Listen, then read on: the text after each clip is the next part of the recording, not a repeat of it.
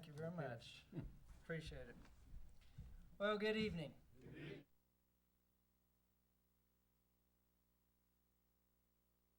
And you know, it's really pleasant to be able to come into the house of God and receive the really the hospitality and the greeting of the Lord's Spirit here. And it's really quite a blessing, and I appreciate it. Thank you very much. And I thank you for the opportunity to come and share with you some of the thoughts about creation science. What do you suppose the goal of our conference is this week? I know Brother Farnsworth told me, he wrote it down, said this is what we want to accomplish, and I had written something down, and I'd like to hear what you're thinking as well. What? How creation started. Okay, that's a good goal, so we'll talk about that. What he's been telling us is that he wanted us to know that smart people believe creation. Oh, okay, there, okay. All right, well, we'll have to find some of them around here. What else? Okay, God is is the true creator. Very good.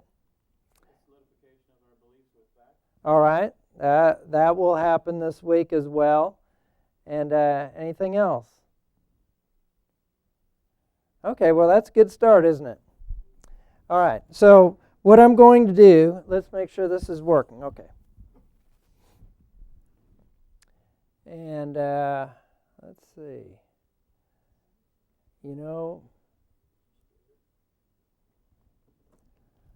All right. Now, we do have, I don't know, I might need some help here. Someone knows how to set these settings real quick. No, I'm fine with volume. Oh, no, there's no volume on there. The screen is shifted over for some reason. We've got a resident IT. Okay. I see the display settings, but if I get into that, there's no telling where it might end up. So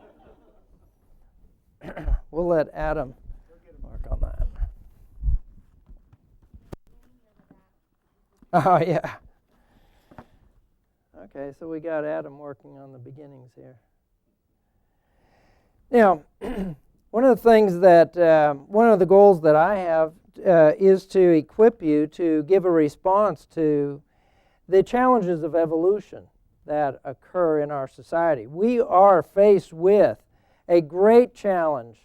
How many saw the televised national debate between Ken Ham, and Bill Nye, called the Ham and Nye, Ham on Rye debate? Yeah, a few of you saw that. All right. So what did you think about that? Did you feel like that was a great debate for the creation side? Do you not want to commit yourself? Yes, sir. That's why I'm looking for opinions. There's no right or wrong answer. There's mixed feelings everywhere. Well, just from if I was trying to put myself in an objective viewpoint and watching the debate, I would say that Ham didn't really get his points across, because whenever the question came up, he went back to faith, which is okay for a child of God, but sometimes it's not going to convince anyone else. All right, so there was a bit of frustration, and that has been expressed by a number of people, a bit of frustration, because Ken Ham did know the answers. He could have given the science answer, but he did take the approach of reading the Bible. Now, see, that's where awkwardness comes, because people feel like, well, preach the Bible, how can you go wrong? Let me give you a little insight into this and part of the controversy that we're engaged in my field of ministry. I am a missionary to academic communities, and I've been at the University of Arkansas for many years now. I transferred as a junior from the University of California at Irvine to the University of Arkansas in Fayetteville in 1977. And I after the Lord, I was saved in Arkansas. I got there, I was saved, and then the Lord called me to preach that following September. And so it changed the course of my life. And I had not intended going back to college. I finished up my senior year and was devoting myself to ministry. But as I was the main pot washer down at in the union, and I found out that I could be making as much as a grad assistant at the university in the zoology department as I was getting washing pots. So I went back and applied to grad school, and which was much more enjoyable to me.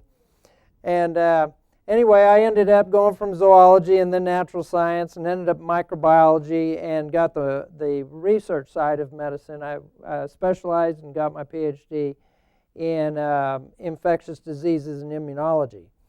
And it was a great time to be in microbiology in the 80s, early 80s.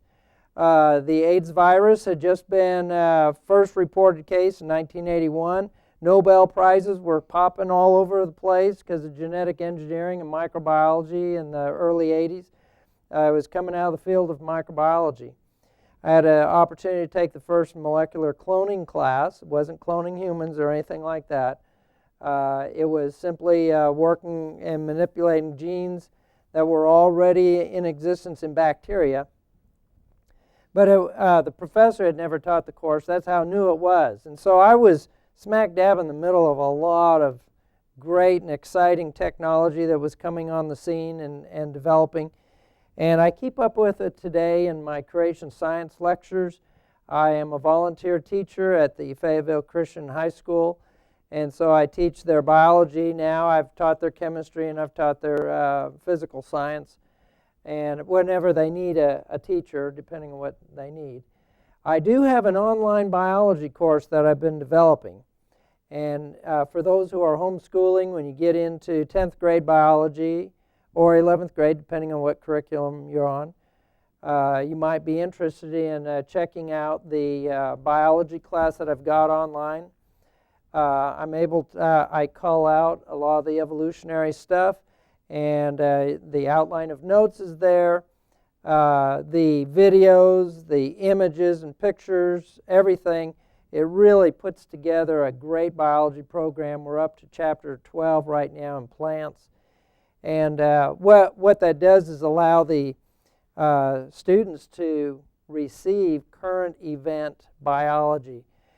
Any biology book you see today is probably obsolete because just in the last month, there's been new things happening in biology. It's impossible to keep up with. I enjoy keeping up with the new stuff for the videos and the images because there's always new stuff. And I get a publication that comes out once a week, sometimes twice a week, called The Scientist, and it is absolutely phenomenal, the things that are going on. Even if you're in the field of science, you cannot keep up with all the discoveries that are being made. It's absolutely impossible. The knowledge rate of increase has been doubling every 3 months. Human knowledge doubling every 3 months. Now that's based on the number of publications coming out. It's been fluctuating, average 3 months. It was every 10 years, and then it got down to 11 months, and then 3 months. And they were projecting every 11 minutes. But it's fluctuating. That's how much information is being discovered every day in the world. There's just absolutely no way we can possibly keep up with it. So we do have some exciting things going on. If you go to my website here, creationinsights.org, you will find an organized presentation of the creation science model. And the benefit of doing this, and I haven't forgotten where I'm going, by the way, but someone told me to take liberty, so I'm going to take liberty, okay? Now, the creationscienceinsights.org is a presentation of the supportive evidence for the creation science model. This is a very, very important approach to take. I did this in the early 80s when I was still a student developing the the lecture series here. The reason for that is one of the biggest challenges and common challenges that evolutionists level at creationists is you guys are always attacking evolution, but that doesn't establish that creation took place. And so my particular niche that I fit in my lecture series as I go around is to demonstrate the positive supportive evidence for the creation science model. In fact, up at the University of North Dakota, I was doing a seminar up there in the evenings at the university on campus there. And when I'm in a hostile setting, a potentially hostile setting, such as that, I never mention the name of God or God. I talk about the supernatural and demonstrate the evidence for the creation science model.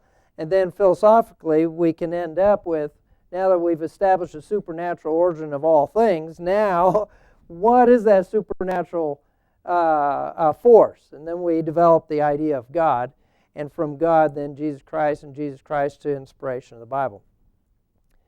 But as I was up there, getting ready to go up there, a professor called me, professor of evolution, a punctuated equilibriumist, and I'll tell you who that is and what that is and tomorrow night probably. But he called me up while I was in Fayetteville and said, I saw the advertisement, you're coming into the area, would you come and teach my class about creation? I said, sure, I'll be glad to. And so we had a good talk, and then that Monday I was on campus, I met him, and we were walking to class, and he said, now this is a Monday, Wednesday, Friday class. He said, now I just want to let you know that I'm going to refute everything you say on Wednesday. You've got today, but I'm going to refute it. And I said, well, that's okay, because at least people will get to hear it at least once. They'll get to hear it today. That's more opportunity than most people get in a public institution. So we got into class. It was a big lecture theater type hall, and it was packed. The professor introduced me, and I started talking, and the professor went and walked up in that corner. There was a big guy up in that corner. He must have been one of their football players for sure. But anyway, everyone's sitting back, like this. Yeah. So I put the 3 nights of creation presentation. I tried to condense it down. I got up to the chalkboard, and I'm outlining, and I'm talking as fast as I can to get it all in 50 minutes. And here's what I said. I am not here to disprove evolution. I'm not challenging evolution. I am here to present the positive supportive case for the creation science model. You see, you probably know why I did that if you're thinking about it, because if you're involved in evangelism and witnessing, you don't want to shut someone's mind off by saying, I'm going to tell you why you're wrong. That's a hard approach, isn't it? And then once you shut the door of the mind off, now you have to open it up so you can talk to them. So what I do in a situation like that is I say, I'm not here to attack evolution. I am here to present the case for creation science. That is the approach we need to take. Well, when I got done, 50 minutes later, the professor of evolution came down and told this class, this makes the creation science model credible. That was my goal. You see, this is what we want to do. We want to take an approach where we can begin to connect with people, but we've got to have their minds open. We've got to present a good, solid case for why you can believe in creation. And this is one of the things that they appreciate. In fact, up at the Golden Gopher University there in Michigan, I was speaking one evening, and we had a hostile crowd there too. Biology professor was there, and after that lecture that evening, he came up, shook my hand, and said, of course I disagree, and we had a good Q&A. He had a lot of questions that he asked me too afterwards, probing. But he said, this is the way to present it. It reached him. Not that he agreed, but it reached him. And his response was a contrast to the 3 atheists. Now, there is a there's a belligerent neo-atheist evangelistic group and groups out in the States, in the world right now. Richard Dawkins. Anybody heard that name? Yeah, he's a front person for the belligerent evangelistic neo-atheists. They're not friendly at all. They're really a nasty crowd. We've got them in Fayetteville, and they were up there at the University of Michigan, and there were 3 of them sitting right over here in the lecture hall. And man, Q&A, they were hostile. They were angry. And I said, now, there's nothing to get angry about. You see, the rest of the audience saw that. To point out, there's nothing to get angry about. This is what science is all about, presenting ideas, presenting your case. You don't have to agree with it. And if you don't agree with it, you ask questions, and you probe, and you search. That's why it's research. And so they really were a contrast to the engineer over here on this side who was asking questions and the biology professor. Anyway, it really was a great demonstration of to the audience that, hey, creation science is presented as a rational case.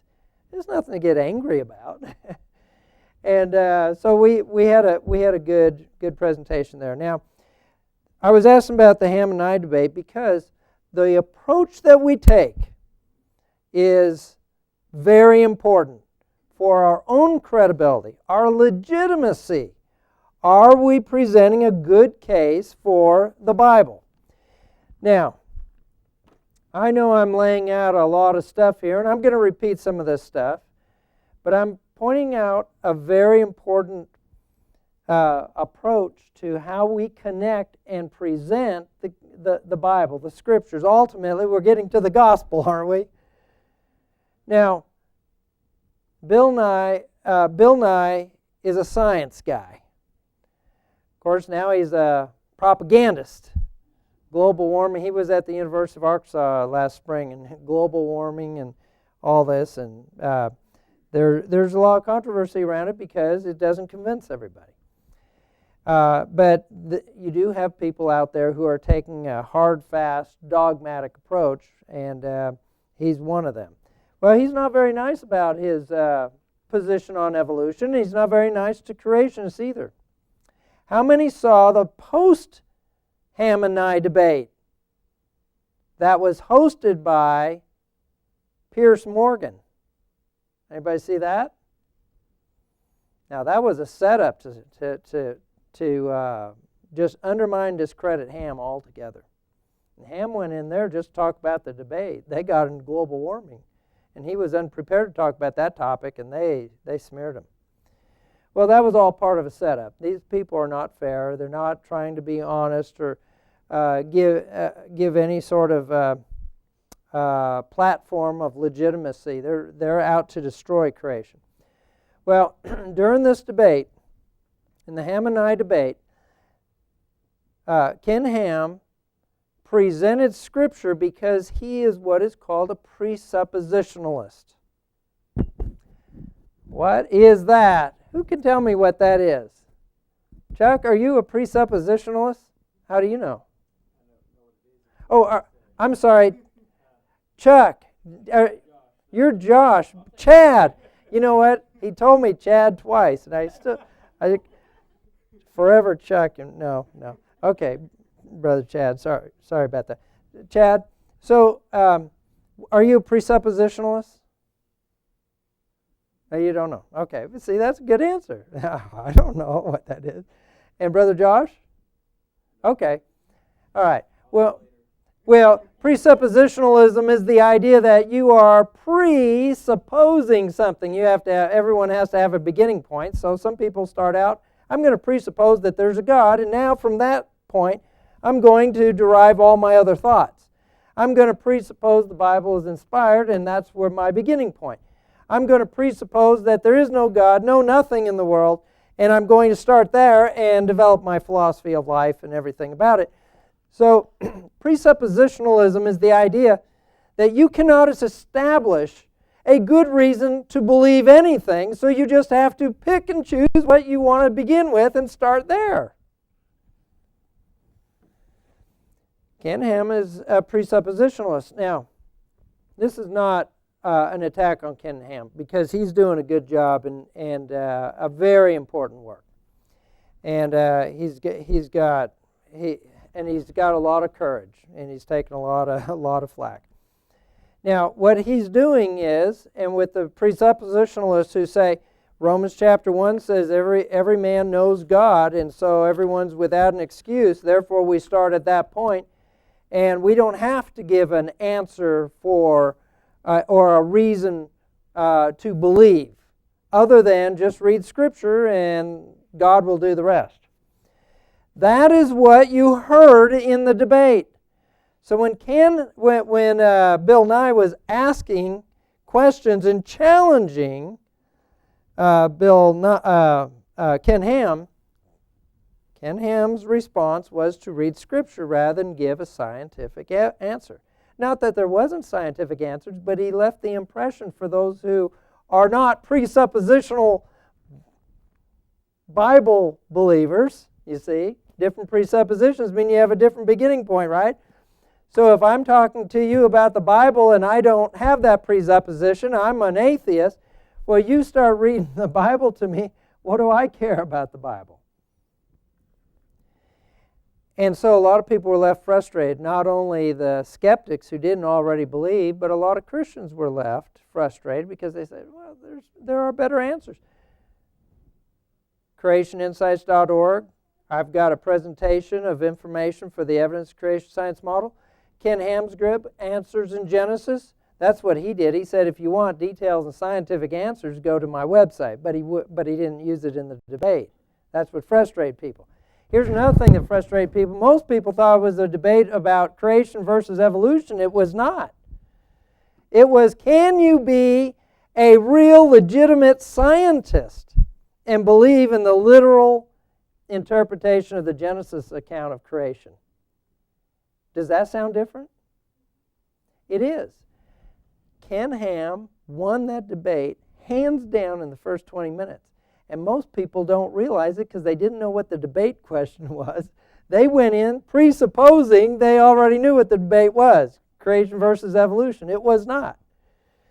And so when he presented, Nobel Prize winner there, and a number of other scientists in the first 20 minutes who were doing the video interviews and said, well, I'm Dr. So-and-so, and I have done this. I've made these accomplishments in the field of science. I've contributed in this way of research. I've won a Nobel Prize, and I believe in the literal interpretation of Genesis chapter 1 in creation. So what did that tell you right there? Yes, you can be a legitimate, good research scientist and believe in a literal interpretation of Genesis chapter 1 for creation. First 20 minutes established it. The rest of it was all downhill. And unfortunately took away from this wonderful, powerful beginning point.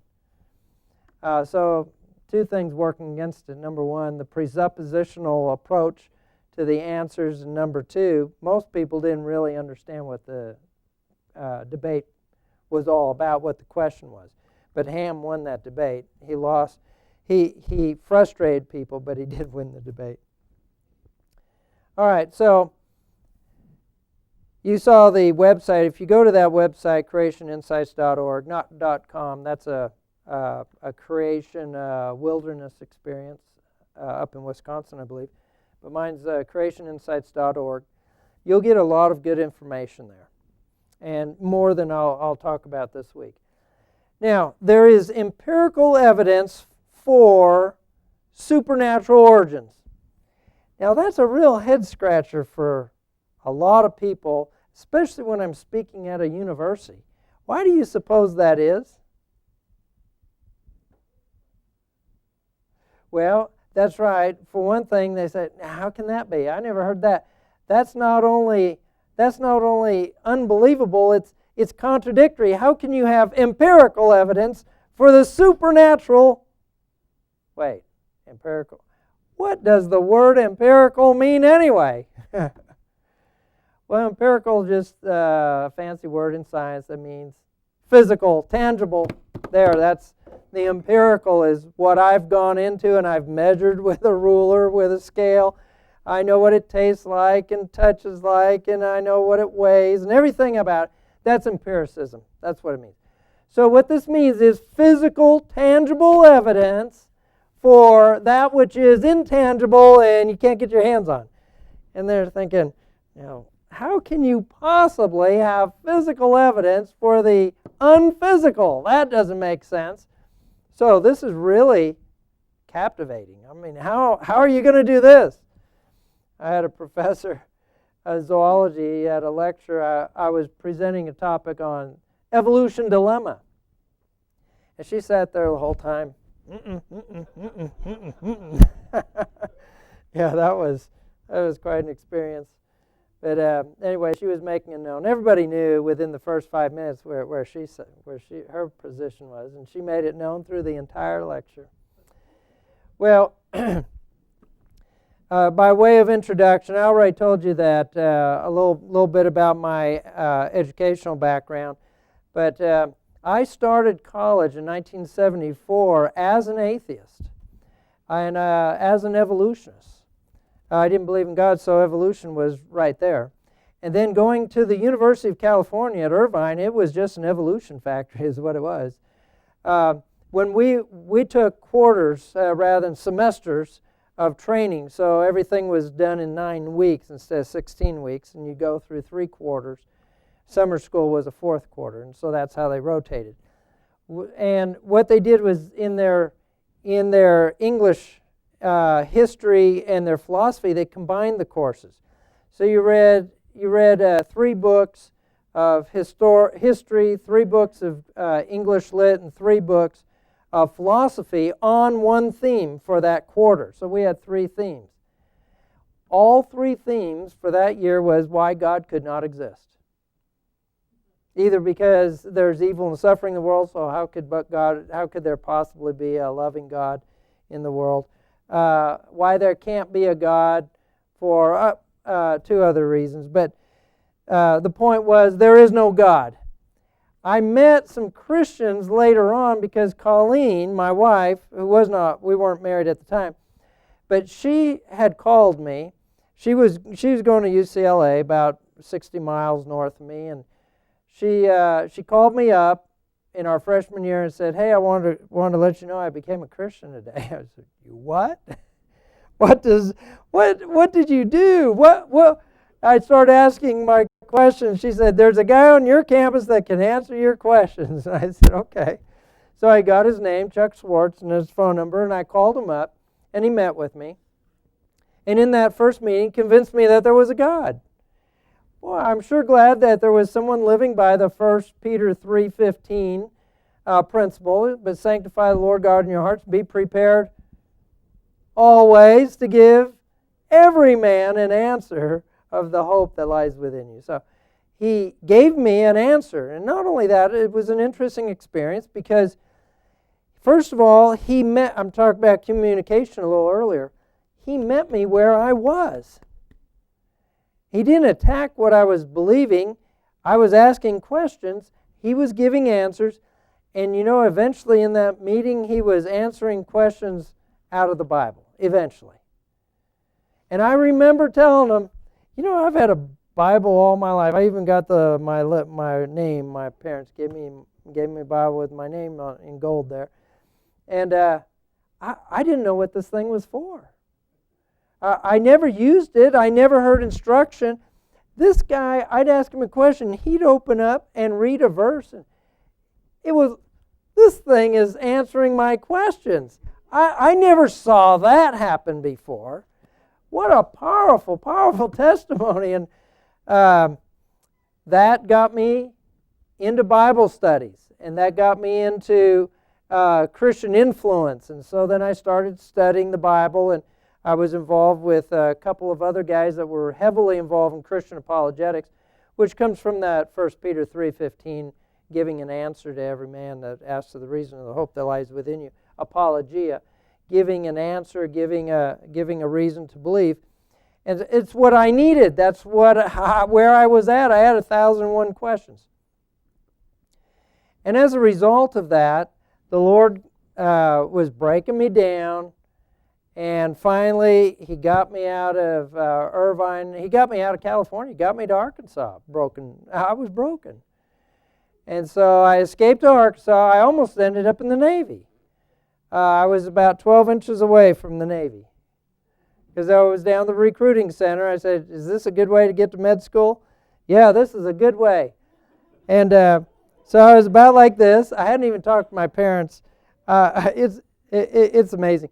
But anyway, I think an angel had intervened, kicked some sailor in the knee, and man, the string of words that came out of his mouth, I was like this, and I put it down. I said, this is not the place for me. So 2 or 3 months later, I ended up in Arkansas. One way or another, the Lord had uprooted me, so I was ready to escape. I just didn't know what or how. But once the Lord got me to Arkansas, as soon as I got there, the first group that I met was Mission Boulevard Baptist Church campus ministry. And my roommate was from Mission Boulevard Baptist Church. And it took them 3 weeks to get me to church. But I finally got there. I ended up getting in Bible studies and discovered, man, I'm lost. And then I prayed and asked the Lord to save me. And in my experience, it was the subtlety of works. And I'll just share that briefly because it's important. And what it was I was going through a checklist trying to get saved. Now I knew you couldn't get baptized for salvation. I knew you couldn't go to church for salvation.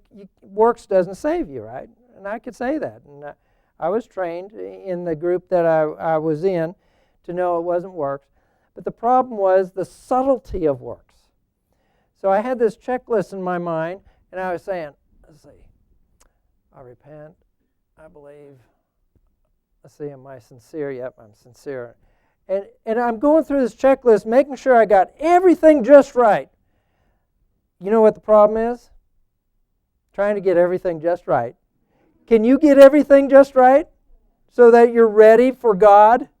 No, you can't. That God saves the sick, doesn't He? He doesn't save those who are healed and well enough and good enough to get saved. He saves those who can't do it. Lord, have mercy on me. And that's what happened. That's the subtlety of works. Even though I knew and I had the words and understood, yeah, works doesn't save you, I was still involved in the process, and that's why I could not get rid of that nagging doubt. Because when you're still involved in the salvation process, you have reason to doubt. Was I sincere enough? No. Did I say the right words? No. Did I believe everything? No. I mean, whatever you put out there, you just answer it and say, no, you didn't do it right. You didn't do it good enough. Well, then how can I be saved? The mercy of God. That's what it is.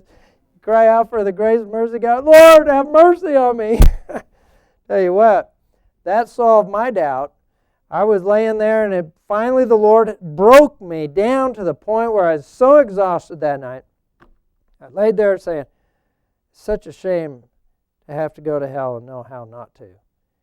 And then I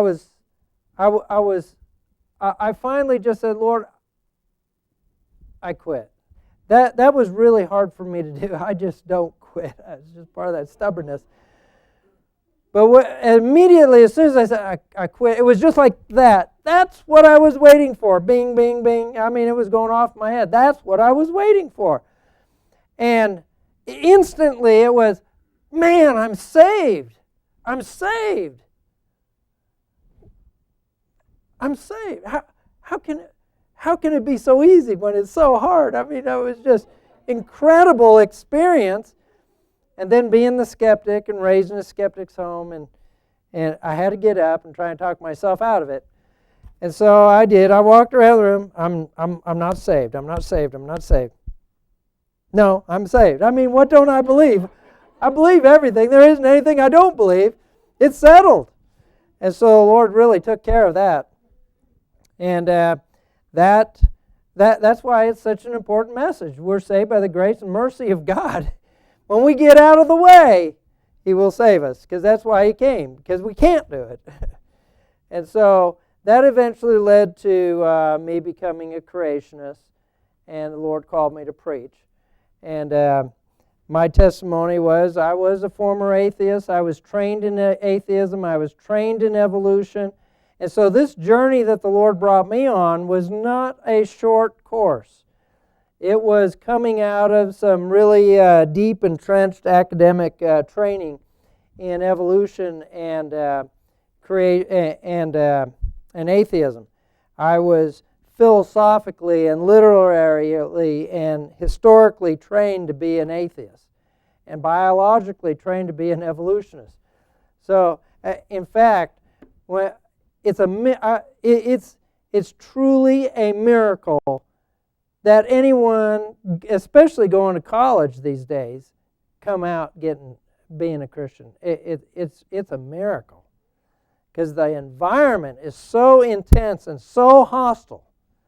I've got young men that I've trained and discipled who have gone on to in higher education, and one became an atheist. We used to have great Bible studies. We used to talk about his conversations with his professors. They loved talking to him. He could engage them. He was very smart. He could ask good questions. That's what they liked about him. But then he became an atheist down the road. And they never talked to me about these things. It's always after the fact. I find out years later, oh, he's an atheist. Why didn't you call me? Talk to me about this transition. And then another one's going through the struggle right now. So it's a dangerous environment. You need to know who you are and who God is. And really, yeah. Hey, this is a very profound statement. Which came first anyway, the chicken or the egg? Yeah. Because God created the chicken so the egg could be laid. But this really is the question. You see, for the atheist, for the naturalist, the idea of creation is that everything came about from nothing. I mean, literally nothing. Dr. Harder up at the University of Arkansas there, a particle physicist in the physics department, he had prepared a philosopher in a debate I was having on campus over the existence of God. I found out that they had dinner the night before, and he was prepping them and giving them things to say, because he knew I was going to take the science approach. And so one of the things he told them was, first law of thermodynamics doesn't say that something can't come out of nothing. Something can come out of nothing. In fact, it's been demonstrated in the laboratory that things come out of nothing. And so that's what he said during the lecture. And I was looking out in the audience. I figured, how many engineering students are there out there anyway? I mean, the books still say the same thing. The first law of thermodynamics says that you cannot create energy out of nothing. I mean, something has to come from something. You can't have anything come from nothing. Well, I tracked down Dr. Harder and I called him up. I'll tell you more about that story another evening. But I called him up and I said, Dr. Harder, this guy, this philosopher, is using you and citing you as his authority and reference for something coming out of nothing. He said, oh, yeah, that's been established for many years, back in the 1960s or something, 1950s. I said, well, what evidence are you referring to? Where's the research? He said, oh, that was the old vacuum chamber experiment. I said, well, Dr. Harder, I'm familiar with that experiment. That wasn't something out of nothing. That was the change of one form of energy into another form of energy, radiation into a particle. I can still hear him on the phone. Nailed him. I tell you what, when you don't have God in your life, you have no morality. You don't have to tell the truth. All these guys are interested in is that you agree with them, and they'll tell you these bald-faced lies, look at you, and let you believe it. If I had not known that experiment, about that experiment, he would have let me continue to think, as he has many others, that something can come out of nothing.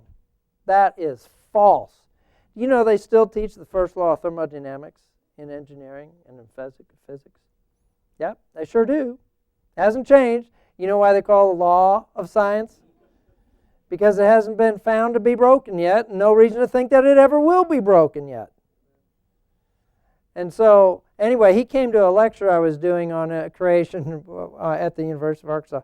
He was sitting in the crowd. And I was talking about laws, theories, and hypotheses. I was talking about the law as of today, a good science. As of today, laws of science stand irrefutable as of today. And he yells out in the crowd, laws are meant to be broken. I mean, we're talking about college professors. I mean, it's like walking into a kindergarten class sometimes. I'll tell you, the way these guys carry on. But in fact, after the what I call the dirty dozen was there too. They follow me around when I'm local speaking, and they give me a hard time. Chase off the crowds too.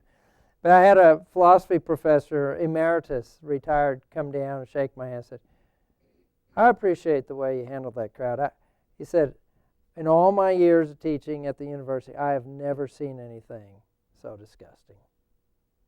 I mean, these people come out to humiliate me and call me all kinds of names. Just being nasty is what they are. There's no academics there. There's no honesty there. There's no quest for truth. It's just trying to destroy somebody and smear them. So, but when you don't answer to God, what do you care? I mean, you're out to destroy people. And that's just the spirit of Satan, isn't it? Well, this question, did God create man or did man create God? To the atheist, because there is no God to them, then God, where did the notion of God come from? He's the figment of man's imagination. So God has been created rather than creating. Well, guess what? Here's an audacious claim that I make that just gets people riled up on the other side. Science has the answers.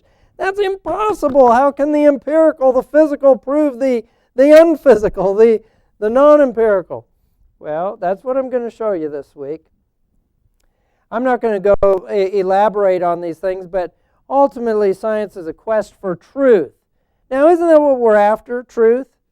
Now, this doesn't supplant the Bible. God doesn't need the science to support and prove Him, does He? But is He the creator of the physical world? Yeah. Well, if He's the creator of the physical world, shouldn't that in itself, by design, have evidence that God created? We're not trying to prove God and defend God by creation, but doesn't Paul say in Romans chapter 1 that from the creation, God, the things of God are clearly seen.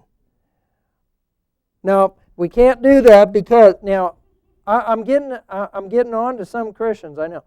But no, we can't use science and the physical world and evidence because now we're doing God a disservice. We're putting science above God because we're using science rather than referring to the Bible. See, that's part of your presuppositional thinking. You have to.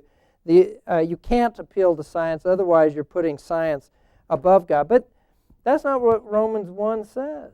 Romans 1 tells us that from the creation of the world, the things of God, the invisible things of God are clearly seen. Well, you can't see it if you're closing your eyes to it. And so one of the wonderful things about science is investigating God's creation, God's physical world. And guess what? when He made the physical world, He left His fingerprint all over the place. Well, let's go look for it. It's convincing. It's wonderful evidence. God gave it to us, not to sit there and say, oh, no, we don't need to look at that. That's just God's creation. Well, if it's God's creation, then let's look at it and see what God's like. Because if the invisible things of God are clearly seen, then we ought to look for them. Simple things like gravity. What does gravity have to do with God anyway, seeing God? Yeah, have you ever thought about that? Gravity. Anybody got an idea? A clue? Gravity. How does gravity clearly demonstrate qualities of God? How about if I heard something, someone said something? No? Okay, that's all right. Did you say that?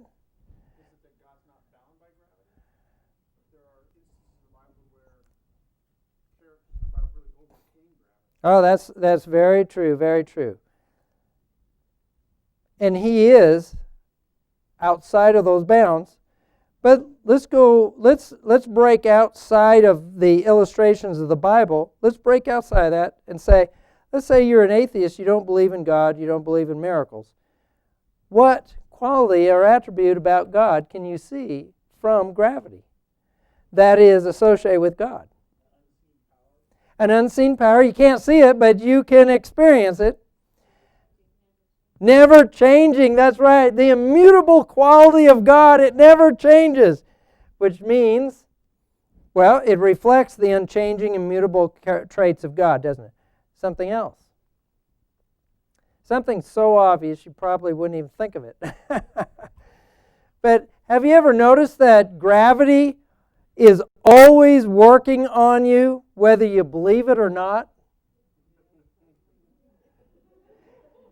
Have you ever noticed that gravity is always pulling you down, whether anyone else sees it pulling you down or not?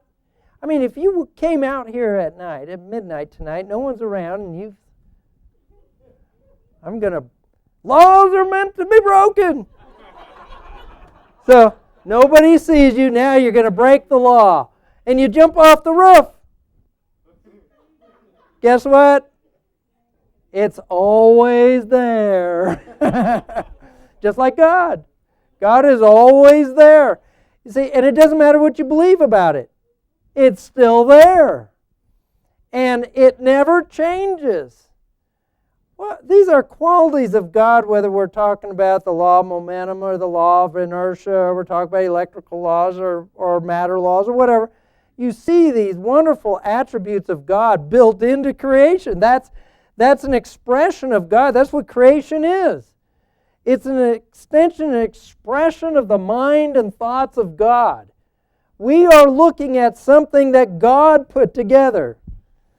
And so, as the Bible clearly points out, there's nothing new under the sun. I mean, He's thought it all. In fact, you probably heard of omnipotence, right? Omnipresence. What's the other one? Omniscient. Did you know there's another one? Omnificent. All creative.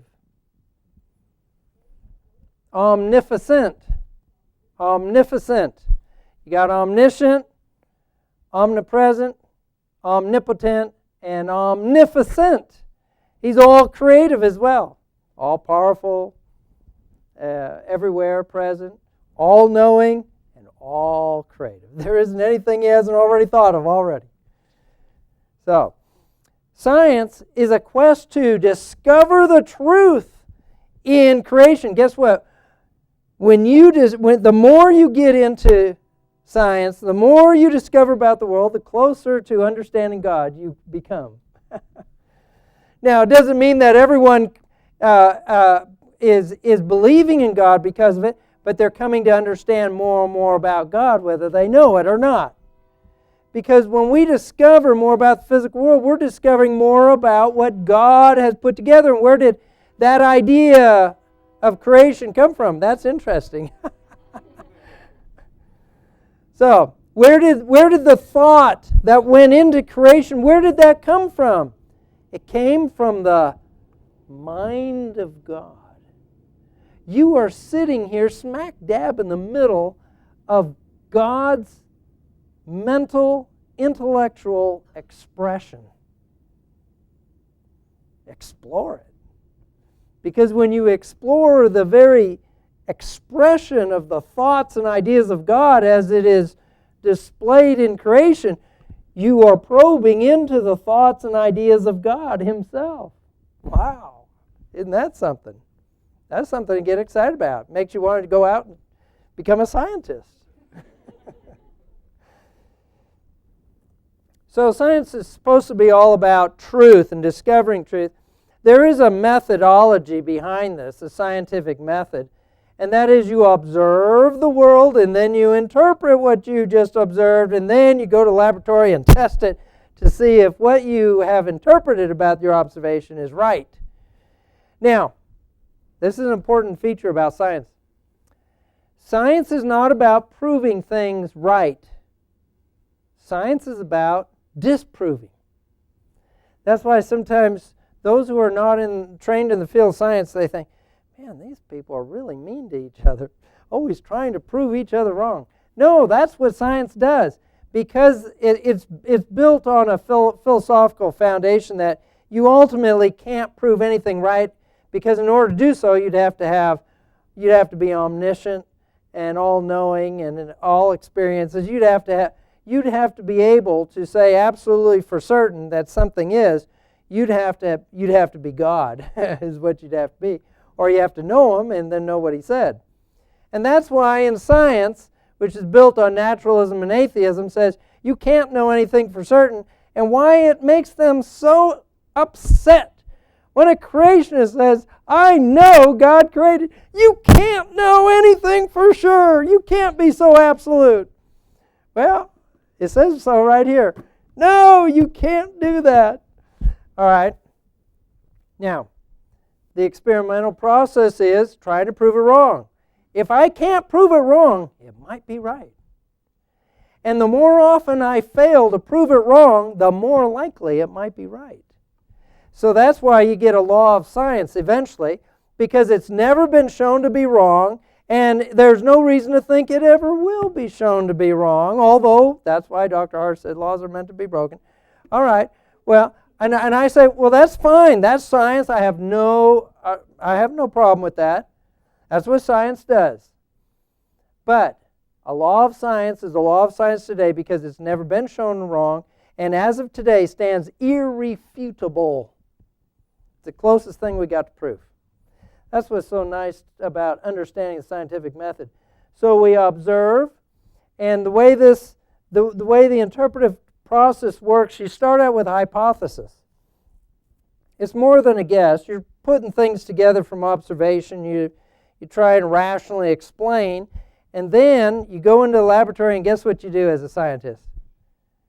You try to prove yourself wrong. Oh, but you can't. And then you get excited, and so you write a research paper and you publish it, and then all your friends come along, and guess what they do? They try to prove you wrong. Oh, but they can't. So now your hypothesis becomes a theory because no one else can think of a way to disprove it. And then eventually it becomes very predictive, it's very useful, and no one can prove it wrong. Eventually it becomes the law of science. That's how you progress from hypothesis to theory to law. By the way, evolution, a lot of this is a semantic war. In the textbooks now, and this is an intentional effort, they're changing the word theory to be fact. The fact of evolution. The theory of evolution is a law. It's as good as law. I like to keep this. That's why I like to keep this in here to point out and to help people understand it's not a law until it's been thoroughly shown that it can't be disproven yet. And evolution doesn't fit that bill. Because models are used to explain data. Evolution does explain things. It is used to explain things, but they don't have to be 100% useful to be scientific. We have to address that because that's where creation science is too. Here's what makes a legitimate scientific model. Not that it's 100% correct. It's an interpretation. It might be a hypothesis or a theory. But it ought to explain the data, supported by the data, doesn't contradict laws, and it predicts discoveries. That's probably too fast for you, but that's what it is. Origin models are scientific. They're limited because they can't answer all the questions. And for one thing, no one was there to observe it. So it's limited, but that limited models or explanations don't make them unscientific. It just means they'll never become a law. All right? That's all that means. So they'll always that explanation will always remain a hypothesis or a theory. Now, here's a Nobel Prize winner who made this statement. The evolutionary events that took place over a period of many thousands of years cannot be reproduced in the laboratory. What does that tell you? Well, it just failed the laboratory test. It will never become a law, will it? Never. Never graduate beyond the theory. Why? Because you can't test it. You can't put it in the laboratory and demonstrate. Now, here's what you're going to hear, and this is part of our goal of our conference to prepare you. Here's the rebuttal. But you can't expect millions of years of change in evolutionary timescale to be represented in change of organisms in the laboratory and, in the laboratory in a lifetime, 40, 50 years. Even 100 years. My response, here's the answer. You're right. You're right. And what you've just done is told me why you can't give me the evidence. You can't give me laboratory evidence. That's an excuse for the absence of evidence. It's not evidence that favors your theory. You've given me an excuse for why you can't give me the evidence. See? If you think through this, you begin to realize, they haven't given me anything. So many people get sucked into thinking, oh, that's a great answer. Evolution is a fact. What was the answer? Let's think about this answer. Let's not just say, yeah, that's a reasonable answer. Reasonable for what? It's reasonable that you can't give the evidence. It's not reasonable evidence for evolution. It's reasonable explanation, excuse for why you can't give the evidence. That's what's reasonable about it. So we have to avoid being confused by those things. Now, evolution has an unscientific bias. They automatically exclude the supernatural from any explanation. Now, I'm a creationist. I was a creationist when I started graduate school. I was a creationist working on my master's. I was a creationist working on my PhD. It caused, as the Bible would say in the book of Acts, no small stir. And so there was a campaign to kick me out of the department. And I was, right at the end, about 6 months before I was finishing up and doing my, my doctoral defense, I was called in. I'd been called in before, but this one was to vote. So the faculty called me in. I was sitting on the hot seat there, and they all asked me questions about what science is not, what it cannot say, and so on. It was all about creation. And they asked me to leave, and then Dr. Paulson, my mentor, he came out of the room and said, let's go down to my office, we'll talk. He said, well, you're going to be, you had a majority agree with your statement that your position on origins wasn't going to affect your research in immunology. However, in order to finish and get your degree from this department, you have to agree to two requirements. Number one, you have to stop writing articles and doing these interviews in the newspaper. What do you call that anyway? Censorship. I was doing a lecture in Prague, and that little story right there just dominated everything. I was right outside the Charles University. And I had a translator there, and there was a girl in the back. She said, "In America, You weren't allowed to. You weren't allowed to express yourself freely. I said, you have more rights at Charles University here than I have in America at a college campus. Ideas are suppressed to the point that they threatened to prevent me and deny me the work that I had done, to deny me my degree, if I were to talk about creation science. By the way, there's quite a network, underground network, behind the scenes. An interview I had done 3 months earlier in the underground newspaper. I had agreed to the censorship. It was just six months to go. And I said, okay, I won't say anything for 6 months. And this article comes out in the paper the very next week. There's a network. They're out to destroy. And they talk among themselves. They're all connected. Anyway, they got this paper out. I had to go. I saw it that morning, and I went in Dr. Paulson's office. I said, well, I was explaining to him, I thought the article was killed. I mean, it was done 3 months ago. I hadn't violated censorship requirement. He said, I thank you. I am very glad you came and told me that. There are faculty here who are very upset. They're ready to kick me out. I mean, they were looking for whatever they could. Second stipulation was, you're going to have to take another class in evolution. Now, see, I was an evolutionist. I was indoctrinated in evolution. I was an atheist out in California. I was thoroughly immersed in evolution. And then after I became a Christian, I had to figure out this evolution and creation controversy. And then 13 years of college, you cannot escape evolution. I mean, it's everywhere. Now you have to take another class in evolution. So I went to class, and there was me, myself, and I. They set up an entire semester class for me. So we had Dr. Carr and I had great discussions. He enjoyed it as much as I did.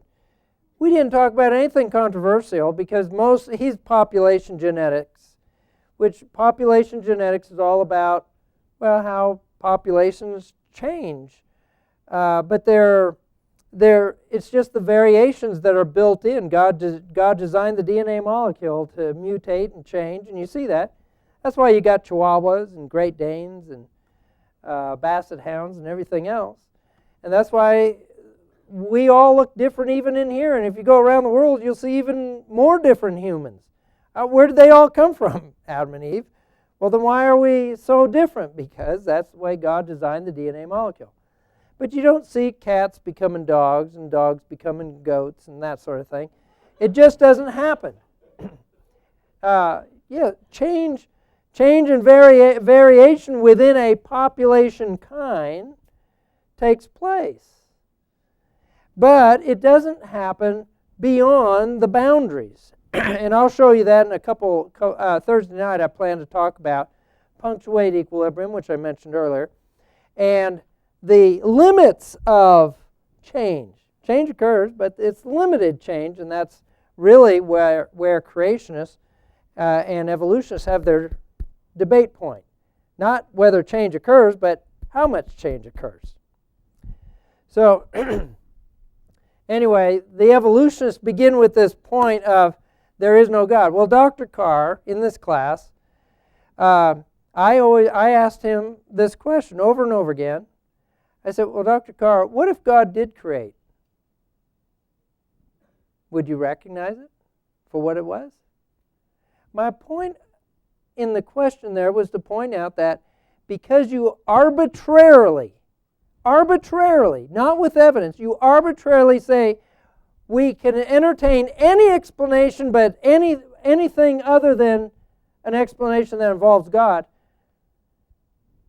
If I introduce God or supernatural at all, you automatically dismiss it. Not because of the evidence, but because you have presupposed. Did someone say that over here? Presupposed. See, that's presuppositionalism. I cannot entertain this idea. But what if the evidence directs you? Science is a quest for truth. Let the evidence speak to you and guide you and tell you what to think. Don't exclude it because it doesn't fit into your presupposition that there can't be a God in the explanation. That's unscientific, isn't it? So I always like to point out I've got an advantage over my peers in science, as other creationists do, and Christians, because not only do we have the empirical evidence, we have the spiritual evidence. We have the physical and the spiritual evidence that comes together and brings the two together. That I'll tell you what, that saves you a lot of wasted time in the laboratory pursuing things that just aren't going to pan out. Like trying to prove evolution. Now, I don't begrudge them. I say, well, fine, you can search for life on Mars and other planets all over there if you want. Spend billions of dollars doing this.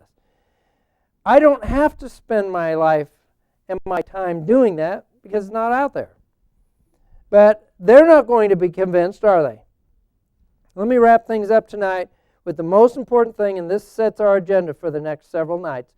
And this will help you understand how to present the case for creation science. It's the most important part of this whole lecture is the organization of the material. We have intelligent design evidence, first law of thermodynamics, second law of thermodynamics.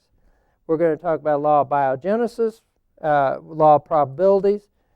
And by the way, we're not going to get in depth in these things, but it's going to be stuff you can take home with you. I'm going to present something you can take and share at the grocery store.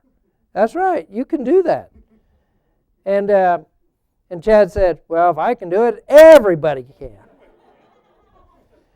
Laboratory research, we're not going to talk about that. I'm going to show you a little bit, but we're not going to get into that. We'll talk about some speciation research going on, laboratory evidence for speciation, and fossil record. And so that is our outline where we're going to begin. And we'll start out talking about Charles Thackson's quote here. He had left 1 year before I got there at Prague at Charles University. He was a professor, creationist on faculty. Then he came back to the States. I was wishing he had been there. I would have liked to have talked to him personally. But anyway, he's got a great quote here which will kick off tomorrow night in a great way as we look at evidence for intelligent design. Boy, there's something out there with intelligence which lays a groundwork to pursue the other points of outlines. The origin of the universe, energy, the origin of life. Did you know that the famed atheist Anthony Flew, 50 years of atheism, well, all his life. He died at age 80, but just a few years ago. But 50 years as a philosophical atheist. Developed two of the most prominent arguments used in favor of atheism. Just a few years before he died, he declared there's got to be a first cause out there. I'll show you why. Because when someone like that changes their mind, I want to find out what was it. And sure enough, I found out what it was, and I want to pass that on to you. And then we'll talk about the origin of species. So origin of the universe, origin of life, origin of species is what we're going to get into. All right? And if you have questions, by the way, go to creationinsights.org. And if you type in creation survey, creationinsights.org/survey or evaluation, you can answer the survey online. And then it'll automatically send it to me, and I'll get some of your questions that way as well. So, and then I'll address those during our conference. And if you don't use it that way, just slip me a note or talk to me. And we'll cover all the questions we can this week, all right? Amen? Thank you.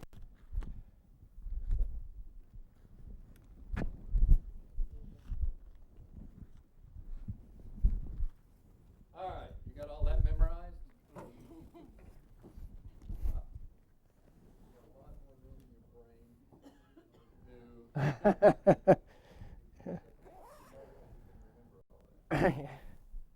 some notes, write it all down. So bring note paper. So we've got 3 more nights plus Friday morning if you'd like to come.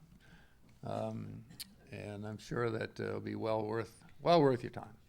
Well, let's all stand and stretch your legs, do a few jumping jacks, reach back and forth. Let's, Adam, why don't you find Victory in Jesus in the songbook, and Isaac will play it, because Miss Wyle has to get up at 3:30 in the morning. I think she'll have to. So, grab a songbook and turn to page 317. Let's sing Victory in Jesus.